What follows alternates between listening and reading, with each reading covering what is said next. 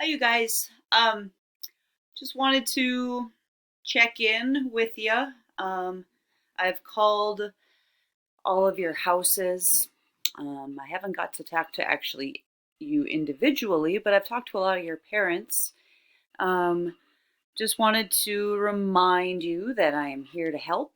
I know that we are nearing the end of the school year, and it's time to really kick it into high gear. Some of you are really doing well. I mean, I'm just judging by my eighth grade science students. Some of them are doing really, really well. Some of them are just getting on board and working hard to get caught up, and some I haven't heard from.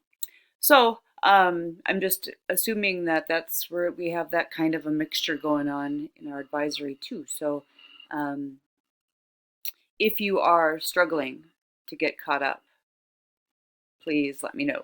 Okay, I will happily help you out with your homework. I've got the time. So um, just reach out over email, please.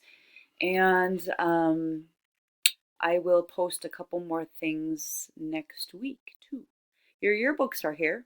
If you didn't get that email, you can just pick them up right at the front office of the middle school. And I think that's about it. I hope you have a great weekend.